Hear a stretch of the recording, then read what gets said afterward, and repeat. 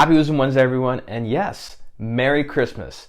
I know it's Christmas, but what kind of Christmas would it be if you did not have the Loom book review of the week, right? I mean, just because it's Christmas, that doesn't mean I have to take off. So I have a fantastic book for you today, one that really will help you sort of reflect not only on the year, but of course what's most important in this holiday.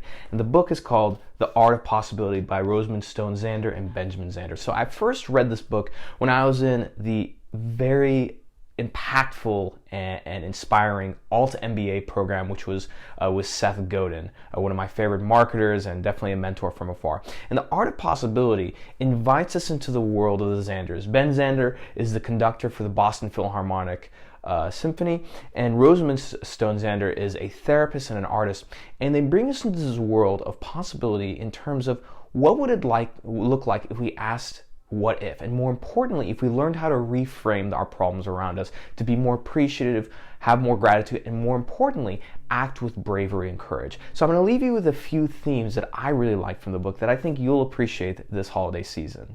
Now, the first possibility that I want to, seed in your mind is this idea of frame of reference. That's right.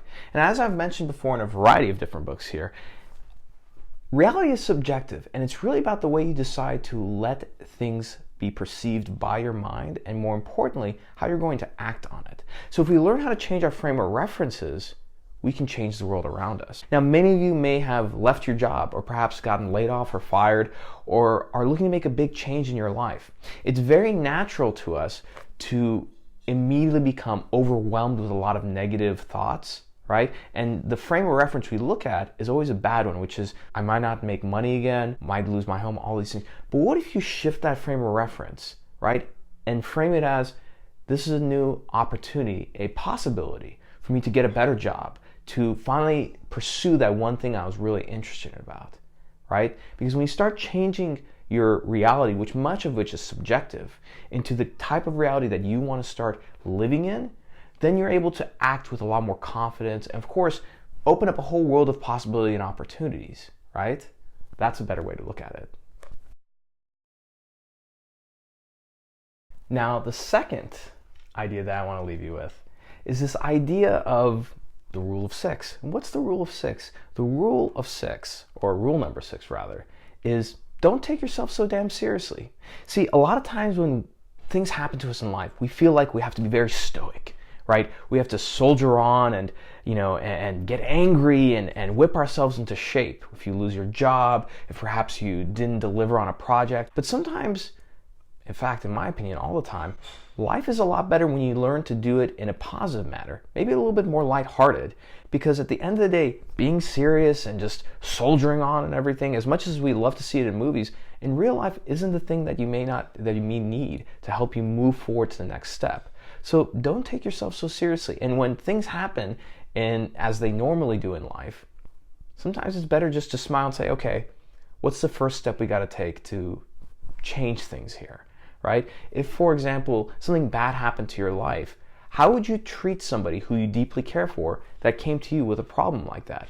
Would you yell at them? Would you kick them around? Would you beat them down, insult them? No. So why would you do that to yourself?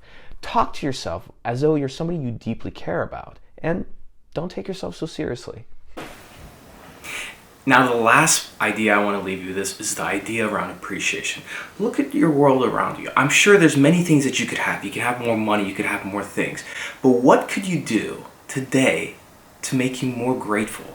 How can you find ways to wish for the things that you already have? Because when you start trading in your expectations for appreciation, that's when you truly find fulfillment. So look back not only at the past week or the past month, but your whole year. Go through your calendar and find out, what kind of things did I get into my life? What kind of people did I meet? And more importantly, how did I make a contribution? Who did I help? Right? Find ways to be appreciative of the things that you did and the things that came into your life. Because there's nothing wrong with getting more. But that starts with being grateful for what you have today. So on that note, Happy Wisdom Wednesday. Merry Christmas, Happy Holidays. I hope you spend a wonderful day with your loved ones. Keep reading, enriching yourself, open your mind more, and as always, I'll see you next week. Bye for now.